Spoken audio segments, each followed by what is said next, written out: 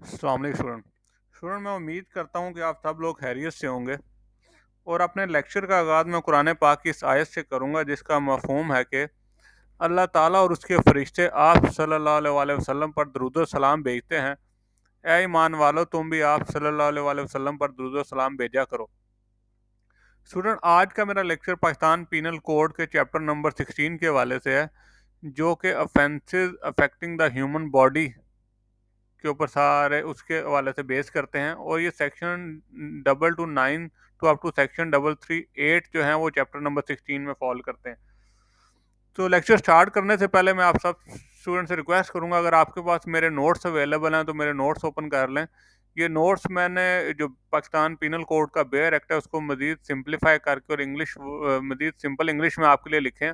और अगर आपके पास कोई और मटेरियल या बेयर एक्ट अवेलेबल है तो उसको ओपन कर लें, ताकि हम सेक्शन वाइज सारे पॉइंट आज इस वीडियो में आपसे डिस्कस कर सकूं।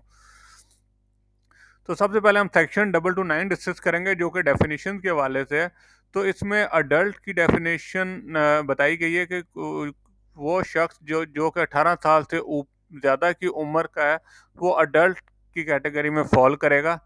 नेक्स्ट, अर्श को डिफाइन किया गया है। अर्श मैंने लास्ट लेक्चर में आपसे डिटेल में डिस्कस किया था। नेक्स्ट हम आते हैं authorised medical officer. Authorised medical officer से मुराद वो शख्स है जो कि प्रोविंशियल गवर्नमेंट जो अपॉइंट करती है मेडिकल बोर्ड के लिए, ऑथराइज मेडिकल ऑफिसर कहलाता है। दमन भी हम डिस्कस कर चुके हैं। डी नेक्स्ट हम गवर्नमेंट की बात करें तो इससे मीन प्रोविंशियल गवर्नमेंट है। एक नेक्स्ट पे आता है इकराह ताम। इकराह ताम से मुराद है कि कोई भी शख्स अगर किसी दूसरे शख्स को धमकी देकर कोई काम करवाए या कोई काम करने का कहे तो वो इकराह ताम में फॉल करता है। जैसे कि अगर कोई शख्स किसी खातून को धमकी देता है कि वो उससे शादी कर ले, बसूरत दीगर वो उसके अहले खाना को कत्ल कर देगा या उस खातून को कत्ल कर देगा अगर उसने शादी ना की, तो ये इकराह ताम में फॉल करेगा। इकराह नाकस से मुराद के ऐसे तमाम ऑफेंसेस जो इकराह ताम में फॉल नहीं करते, वो इकराह नाकस में फॉल करेंगे। और इकराह नाकस में धमकी की नौयत जो है वो ज़्यादा सख्त किस्म की नहीं होती। नेक्स्ट, माइनर को डिफाइन किया गया। माइनर से मुराद ऐसा शख्स है जो कि 18 साल से कम उम्र रखता है, वो माइनर कहलाएगा। कत्ल से मुराद आप जानते हैं, कत्ल से मुराद किसी शख्स को उसकी ज़िंदगी से महरूम कर देना, उसकी जान से महरूम कर देना कत्ल कहलाता है। किसास हमने पहले भी लेक्चर में डिस्कस कर चुके हैं। किसास से मुराद जैसे कि आप जानते हैं कि हम कहते हैं खून के बदले खून के सेम उस वही पनिशमेंट दी जाएगी ऑफेंडर को जो कि जिस लेवल का हर्ट उसने पहुंचाया है विक्टिम को। ताज़ीर जो है ये जो भी पनिशमेंट होंगी अदर देन कसास, दियत, अर्श और दमन के, वो ताज़ीर कहलाएंगी। और वली, वली जो है, वली से मुराद जो भी विक्टिम है उसको जो लीगल हायर होते हैं, जो उसके कानूनी वारसान होते हैं, वो वली कहलाते हैं। नेक्स्ट हम सेक्शन स्टार्ट करेंगे सेक्शन 300 से, जिसमें हम एक्सप्लेनेशन और पनिशमेंट को डिस्कस करेंगे। तो सेक्शन 300 जो है वो कत्ले अम से हवाले से है। कत्ले अम के बारे में आप जानते हैं, अगर कोई शख्स किसी दूसरे शख्स पे हमला करता है उसे कत्ल करने की नीयत से, तो वो कत्ले अम कहलाएगा। सेक्शन 301 के मुताबिक causing death of a person other than the person whose death was intended. इससे मुराद के एक शख्स जो है वो किसी शख्स पे उसके कत्ल करने की नीयत से हमला करता है और उस पे गोली चलाता है, लेकिन वो जिस शख्स को कत्ल करना चाहता है वो तो उससे महफूज रहता है, लेकिन उसके साथ जो दूसरा शख्स जो मौके पे मौजूद होता है उसको गोली लगती है और वो हलाक हो जाता है। तो उस सूरत में भी वो कत्ले अम्द ही कहलाएगा। सेक्शन 302 में पनिशमेंट डिफाइन की गई है कत्ले अम्द की। तो सेक्शन 302 के तहत कत्ले अम्द की सूरत में डेथ की पनिशमेंट हो सकती है अदा के साथ, या फिर इम्प्रिजनमेंट फॉर लाइफ दी जा सकती है, या इम्प्रिजनमेंट फॉर 25 ईयर जो है वो ऑफेंडर को अवॉर्ड की जा सकती है। सेक्शन 303 के तहत कत्ले अम्द कमिटेड अंडर इकराह ताम और इकराह नाकिस, अगर कोई कत्ले अम्द किया जाता है इकराह ताम या इकराह नाकिस की बुनियाद पे, तो उस सूरत में भी 25 साल की कैद दी जा सकती है, और ये कैद जो है 10 साल से कम नहीं होगी। और वो शख्स जिसने इकराह ताम किया है या उसकी लेवल का कोई और एक्ट किया है, तो उसको जो है कत्ल की इम्प्रिजनमेंट जो है वो 10 साल तक उसको भी दी जाएगी। सेक्शन 304 के तहत प्रूफ ऑफ कत्ले अम्द लायबल टू किसास। सेक्शन 304 के तहत अगर कोई शख्स जिसने कत्ल किया है और वो अदालत के रूबरू इस चीज़ का इतराफ़ करता है, इकरार कर लेता है कि उसने वो मर्डर किया है, तो उस केस में उस पे जो किसास है जो वो वाजिब हो जाता है। सेक्शन 305 में वली को डिफाइन किया गया है कि जो भी वारिस होता है, कानूनी वारिस होता है विक्टिम का, वो वली कहलाता है। जो भी उसका रिश्तेदार होएगा वो वली अपॉइंट हो सकता है कत्ले अमद में। और एक चीज़ इसमें आपको मज़ीद इसमें ऐड कर दूँ कि अगर कोई गैरत के नाम पर कत्ल किया जाता है और उस सूरत में कोई भी वली जो है वो उस ख़ानदान का नहीं पीछे बचता, या वो भी सब लोग कत्ल हो जाते हैं, तो उस सूरत में जो गवर्नमेंट होगी वो उसकी वली अपॉइंट होगी। सेक्शन 306 है कत्ल अमद नॉट लायबल टू कसास है। वो कौन से कत्ल हैं जिनमें कसास लायबल नहीं होता? तो इस सेक्शन के तहत अगर कातिल माइनर होगा या वो इनसेन है, ज़हनी माजूर है, समझ बूझ नहीं रखता, तो उस सूरत में उस पे कसास की सजा जो है वो ऐसे ऑफेंडर को नहीं दी जा सकती। सेक्शन 307 के तहत केसेस इन विच किसास फॉर कत्ले अमद शैल नॉट बी इन्फोर्स, के ऐसे केसेस जहाँ पे किसास इन्फोर्स नहीं किया जा सकता। तो इसको फर्दर मैं आपके के साथ अगर इसको एक्सप्लेन करूं, तो इसके तहत अगर जो है वली है वो खून माफ कर देता है अपना जो भी ऑफेंडर है जिसने ऑफेंस किया, तो फिर के साथ जो है वो इन्फोर्सेबल नहीं रहता, या वो जो ऑफेंडर है वो के साथ इन्फोर्स होने से पहले उसकी तबई मौत हो जाती है और वो फोत हो जाता है, तो उस सूरत में भी किसास जो है वो इन्फोर्सेबल नहीं रहता। या अगर वली जो है उसका इंतकाल हो गया, तो उस सूरत में भी किसास जो है इन्फोर्सेबल नहीं रहेगा। नेक्स्ट हम आएंगे सेक्शन 308 पे। सेक्शन 308 है पनिशमेंट इन कत्ले अम नॉट लायबल टू किसास। तो इसके तहत जो इसके दियत जो है वो वारसान जो होंगे, कानूनी वारसान को दियत उन्हें देने का पाबंद होगा ऑफेंडर, और उसको ऑफेंडर को 25 साल तक की सजा हो सकती है। और अगर इन केस वो जो ऑफेंडर है वो इस पोजीशन में नहीं है कि वो दियत अदा कर रहे, तो फिर अदालत उसकी सजा जो है मजीद बढ़ा सकती है। सेक्शन 310 के हवाले से बात करें तो सेक्शन 310 है कंपाउंडिंग ऑफ के साथ इन कत्ले अमद। तो बदले सुलह का एक कॉन्सेप्ट है जो आप लोग जानते होंगे कि किसी भी ऑफेंस के उस किसी भी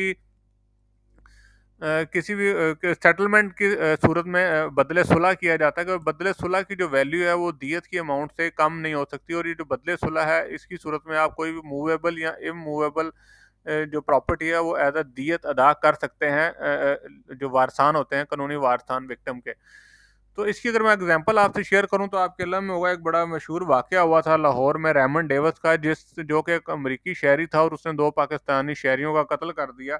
तो इस केस में बदले सुलह में जो गवर्नमेंट ऑफ यूनाइटेड स्टेट थी उसने जो भी वारसान थे उन मकतूलिन के, उनको नेशनैलिटी ऑफ़र की थी और उसके अलावा एक ह्यूज अमाउंट पे की थी ना बदले सुलह में।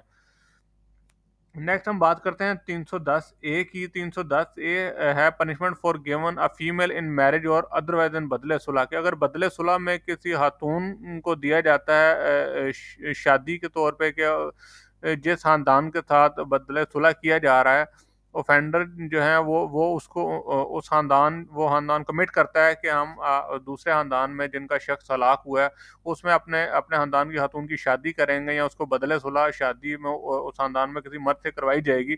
तो ये भी 310 ए के तहत सीरियस किस्म का ऑफेंस है, और इसके तहत कम से कम सजा जो है वो 3 साल दी जाएगी, और ज़्यादा से ज़्यादा जो इम्प्रिजनमेंट की पनिशमेंट है वो 10 साल तक दी जा सकती है। सेक्शन 311 की बात करें, तादीर after waiver of compounding of right of के साथ इन कत्ल अमन।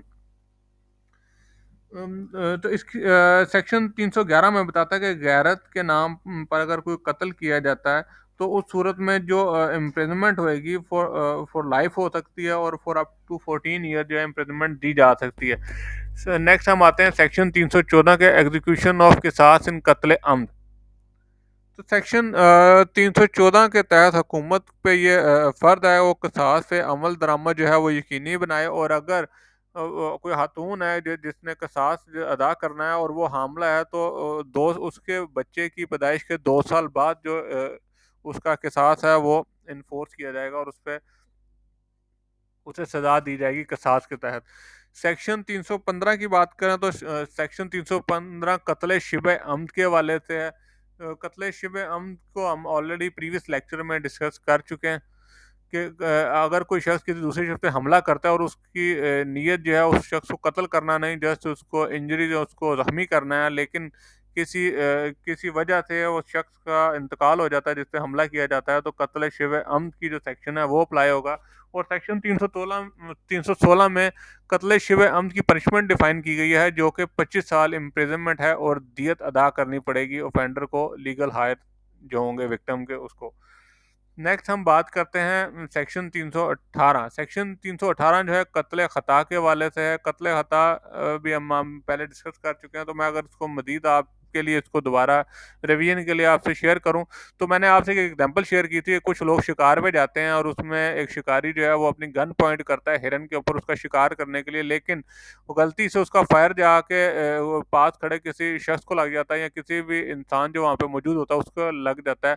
तो उस सूरत में ये कत्ल ख़ता जो है उसके सेक्शन में फॉल करेगा। और 319 में कत्ल ख़ता की पनिशमेंट डिफाइन की गई है, जो कि दियत है और इम्प्रिजनमेंट है फॉर 5 ईयर्स।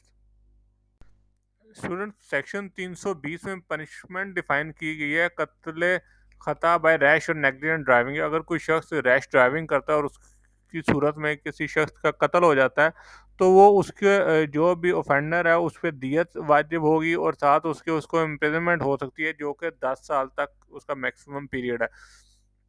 सेक्शन 321 में कत्ल बेसबब को डिफाइन किया गया है और 322 में इसकी पनिशमेंट है, जो कि दियत जो है वो लायबल है, जो भी है ऑफेंडर है वो उस पर दियत जो है वो वाजिब हो जाती है। सेक्शन 323 में वैल्यू ऑफ दियत डिफाइन की गई है, जो कि हमने पिछले लेक्चर में भी डिस्कस की है। तो सेक्शन 323 के तहत जो दियत की वैल्यू है वो कम अज़ कम 30,630 ग्राम जो सिल्वर है, जो उसकी प्राइस होती है उस वक्त उस पीरियड के दौरान, उससे कम दियत की वैल्यू नहीं हो सकती। सेक्शन 324 के तहत अटेम्प्ट टू कमिट कत्ल अम्द, अगर कोई शख्स जो है वो कत्ल अम्द कमिट करता है और जिस शख्स पे वो हमला करता है उसे कत्ल करने के लिए वो बच जाता है और उस हलाक नहीं होता और ज़ख्मी हो जाता है, तो उस सूरत में जो भी ऑफेंडर है जिसने हमला किया है उसको जो सज़ा है वो मिनिमम 5 साल की होगी और मैक्सिमम जो इम्प्रिजनमेंट का पीरियड है वो 10 साल तक उसको सज़ा दी जा सकती है। सेक्शन 325 है अटेम्प्ट टू कमिट सुसाइड। अगर कोई शख्स है वो खुदकुशी की कोशिश करता है, तो सेक्शन 325 के तहत उसको कम अज़ कम 1 साल की सज़ा होगी, उससे फाइन भी हो सकता है और यहाँ दोनों सज़ाएं हो सकती हैं। सेक्शन 327 326 जो है वो ठग के हवाले से है कि कोई भी शख्स जो कि किसी दूसरे शख्स को उससे रॉबरी करता है, चोरी करता है, या उससे उसका बच्चा छीन लेता है या कुछ भी ऐसा उसको या उसे कत्ल करने की धमकी देता है, तो वो ठग की कैटेगरी में फॉल करेगा। और सेक्शन 327 में ठग की पनिशमेंट डिफाइन की गई है, जो कि लाइफ इम्प्रिजनमेंट है। जो भी ऑफेंडर है उसको लाइफ इम्प्रिजनमेंट दी जाएगी अंडर सेक्शन 327। सेक्शन 328 है exposure and abandon of child under 12 year by parents और पर्सन हैविंग केयर। अगर कोई वालदेन है, वालद या वालदा या जो भी उसका गार्डियन है बच्चे का जिसकी उम्र 10 साल है, वो उसको उसको जानते बूझते हुए कहीं छोड़ आता है, तो उस सूरत में उसको जो सज़ा है वो 7 साल की सज़ा हो सकती है और उसको फ़ाइन हो सकता है, या फिर बहुत उसको जुर्माना भी हो सकता है और कैद की सज़ा भी सुनाई जा सकती है। सेक्शन 329 जो है वो है concealment of birth bye secret disposal of dead body. अगर कोई बच्चा जिसकी पैदाइश हुई है और उसकी पैदाइश को छुपाने के लिए उसको दफन कर दिया जाता है, तो उस सूरत में भी जो भी शख्स ऐसा ऑफेंस करेगा उसको सज़ा 2 साल की सज़ा दी जाएगी और उसको जुर्माना हो सकता है, या दोनों सज़ाएं दी जा सकती हैं। सेक्शन 330 जो है वो है डिस्बर्समेंट ऑफ दियत के हवाले से, कि जो दियत है वो किस तरीके से अदा की जाएगी। तो इसके तहत जो दियत है वो ज़्यादा से ज़्यादा 3 सालों की किस्तों में अदा की जा सकती है। ये जब भी अदालत ने जो फैसला सुनाया उस फैसला सुनाने के 3 साल के अंदर अंदर जो है वो दियत की अमाउंट अदा करनी होती है, जो भी कानूनी वारसान है विक्टिम के उनको। सेक्शन 331 की बात करें तो ये पेमेंट ऑफ दियत के हवाले से है। तो पेमेंट ऑफ दियत के हवाले से कि इसमें यही चीज़ बयान की गई है कि जो दियत है वो लमसम में पे करनी होती है, और अगर लमसम में पे नहीं कर सकता ऑफेंडर तो वो उसे इंस्टॉलमेंट में पे करेगा, जो कि 3 साल तक मैक्सिमम होगी। और अगर इन केस ऑफेंडर जो है उसका इंतकाल हो जाता है और वो दियत अदा करने से पहले, तो जो भी उसके पीछे उसके जो असाथे जितना भी उसकी प्रॉपर्टी बचेगी उनको बेच के जो वारसान है उनको दियत अदा की जाती है। सेक्शन 323 जो है वो हर्ट के वाले से है। हर्ट हम पढ़ चुके हैं, जिसमें हर्ट्स की हमने जो लास्ट मेरा लेक्चर हुआ था जिसमें मैंने आपसे डिस्कस किया, मैंने हर्ट से आपकी काइंड भी डिस्कस की थी। तो हर्ट्स की दो काइंड है, इतलाफ उद, इतलाफ सलाहियत उद, ठीक है। और उसको फर्दर आगे फिर शुजा, अगर बॉडी के अपर हेड पे और आपके फेस पे अगर कोई इंजरी आती है किसी शख्स को, तो शुजा में फॉल करेगा। और अगर उसके लोअर बॉडी पार्ट पे, उसके फेस और हेड से नीचे अगर किसी बॉडी पे आएगा, तो वो जुर्म में फॉल करेगा। और जुर्म को भी आगे फर्दर दो कैटेगरी में आगे दो कैटेगरी उसकी डिफाइन की गई हैं, जिसमें एक जैफा है और दूसरी गैर जैफा है। तो हम सेक्शन 323 की बात करें तो इसमें इतलाफ उद को डिफाइन किया गया है। सेक्शन 334 में जो है वो पनिशमेंट डिफाइन की गई है। इतलाफ उद की सूरत में अर्श अदा किया जाएगा और उसको इम्प्रिजनमेंट भी हो सकती है ऑफेंडर को, जो कि अप टू 10 ईयर होगी एज ताज़ीर। सेक्शन 336 स्टूडेंट है पनिशमेंट ऑफ इतलाफ सलाहियत उसके हवाले से है। उसको उसमें पनिशमेंट डिफाइन की गई है। अगर इतलाफ सलाहियत उद का कोई हर्ट किसी शख्स को पहुंचाया जाता है, तो वो उस पर किसास जो है वो एग्जीक्यूट नहीं होता। उस सूरत में अर्श उसको पे करना पड़ेगा और उसको इम्प्रिजनमेंट होगी 10 साल। सेक्शन 337 जो है वो शुजा के जो हर्ट हैं उनके हवाले से है। ये हम ऑलरेडी प्रीवियस लेक्चर में डिस्कस कर चुके हैं। सेक्शन 337 ए जो है ये पनिशमेंट फर्दर डिफाइन करता है शुजा की। तो जैसे कि आपके इल्म में है, शुजा की टोटल जो है वो 6 अक़साम है, जिसमें सबसे पहले शुजा खफीफा है कि अगर किसी शख्स के चेहरे पे जख्म आ जाता है किसी हमले में, तो उस सूरत में उस जो शख्स जिसने वो उसको हर्ट पहुंचाई है, तो वो दमन उस लायबल होता है दमन पे करने का, और उसको इम्प्रिजनमेंट हो सकती है जो कि 2 अप टू 2 ईयर तक दी जा सकती है। सेकंड काइंड ऑफ हर्ट है शुजाए मदीहा। तो शुजाए मदीहा के केस में जो भी ऑफेंडर है उसको अर्श अदा करना होता है, जो कि 5% होता है दियत का, और उसको 5 साल की इम्प्रिजनमेंट दी जा सकती है। शुजाए हाशमिया की सूरत में अगर हर्ट शुजाए हाशमिया के नेचर का है, तो उस सूरत में जो है ऑफेंडर है उसको 10% जो है वो उसकी दियत की अमाउंट एज अर्श पे करनी होती है, और उसको जो सज़ा हो सकती है तादीर के तहत वो 10 साल तक सज़ा दी जा सकती है।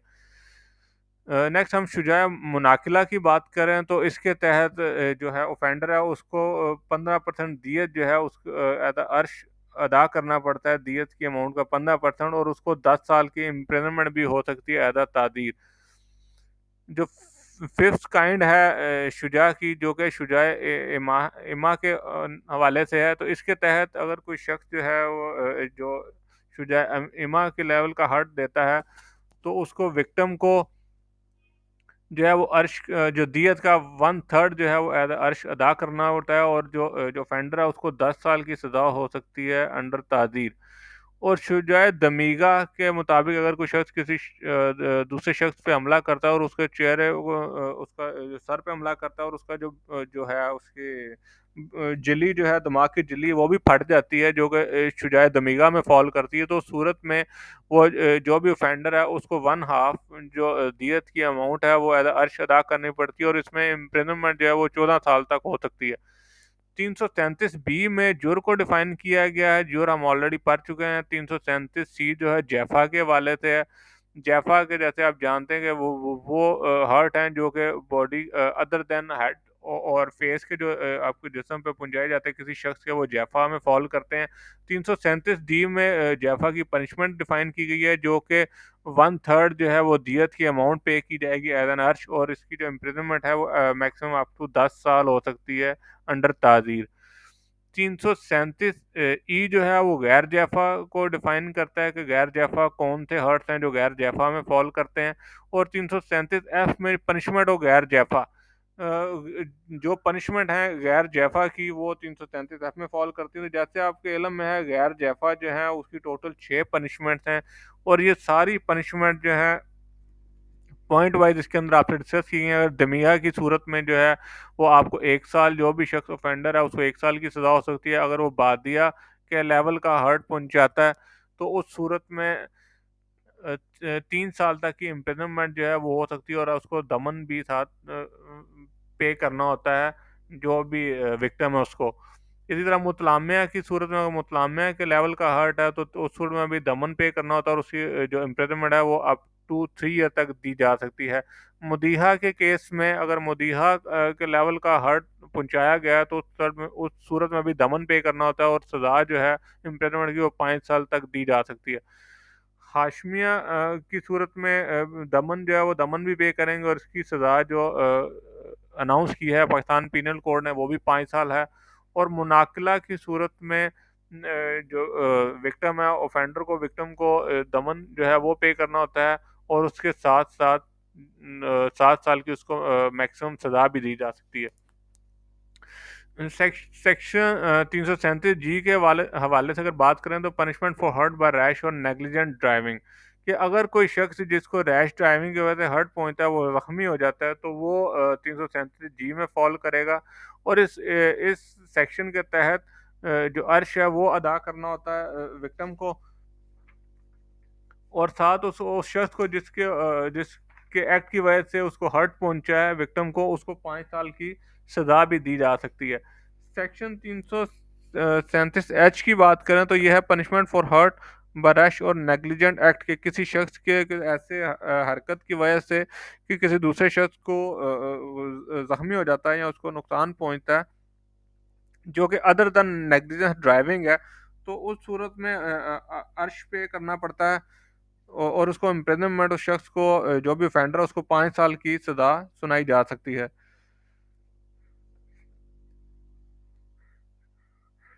नेक्स्ट हम सेक्शन 337 आई की बात करें, punishment for causing hurt by mistake, खता की वजह से अगर किसी को कोई हर्ट पहुंचता है तो उस सूरत में भी ना अर्श या दमन अदा करना पड़ता है, और जिस लेवल का उसको हर्ट पहुंचा है उस लेवल की उसको इम्प्रिजनमेंट भी सुनाई जा सकती है।